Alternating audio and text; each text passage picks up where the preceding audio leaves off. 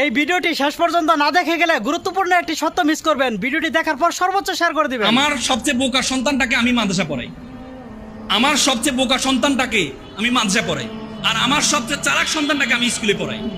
মনে রাখবেন, আজকে আল্লাহর রাস্তায় যদি সুযোগ থাকে, কখনো ঢাকায় যাবেন, বৃদ্ধাশ্রমগুলোতে যাবেন, কোনো বৃদ্ধাশ্রমে কোনো আলামের সন্তান, আলামের মা বাবা বৃদ্ধাশ্রমে থাকে না, কোনো ইমামের মা বাবা বৃদ্ধাশ্রমে থাকে না, কোনো মাদ্রাসা পড়ুয়া ব্যাকগ্রাউন্ডের কেউ তার মা বাবাকে বৃদ্ধাশ্রমে রেখে আসেন। কিন্তু আপনি শত শত বিসিএস ক্যাডার দেখবেন, বড় বড় আইনজীবী দেখবেন, বড় বড় ইঞ্জিনিয়ার দেখবেন, তারা তার সন্তানকে বৃদ্ধাশ্রমে রেখে আসে। তার কারণ হচ্ছে কোরআনিক নলেজ দেওয়া হয় না। কারণ কোরআন বলেছেন, আল্লাহ তাআলা বলেছে, ওয়াকফিদ লাহুমা জানাউযুলা মিনার রাহমা ওয়াকুল রাব্বিরহামুমা কামা রাব্বায়ানি সগীরা। আল্লাহ তাআলা আমাদেরকে শিখিয়ে দিয়েছেন মা বাবার জন্য দোয়া করতে। হে মা বাবা, হে আল্লাহ, আমার মা বাবা আমাকে যেভাবে লালন পালন করেছে, তুমি আমার মা বাবাকে সেভাবে লালন পালন করো।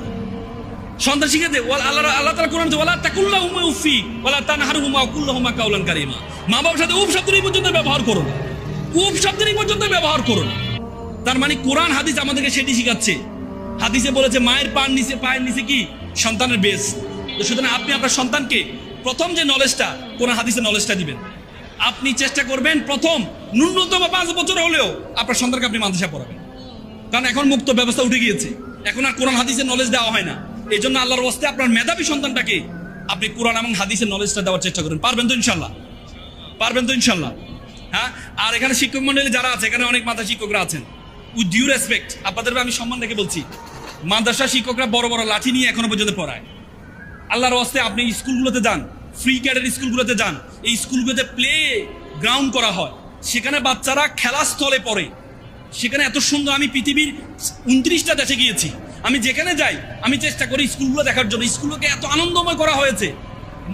স্কুল থেকে জোর করে বাসা নেওয়া যায় না সন্তানদেরকে জোর করে টেনে বাসা নিতে পারে না। 4 ঘন্টা 5 ঘন্টা 10 ঘন্টা সে স্কুলে থাকে। কারণ কি? স্কুলটা খুব আনন্দময় করা হয়েছে। আর আজকে আমরা আমাদের প্রতিষ্ঠানগুলোতে, কিছু স্কুল আছে কিন্তু মাদ্রাসাগুলোতে শিক্ষার্থীদেরকে ভয় দেখানো হয়। শিক্ষার্থীরা মাদ্রাসায় আসে, জোর করে তাকে নিয়ে আসা হয়, যাওয়ার সময় সে লাফায় লাফায় যায়।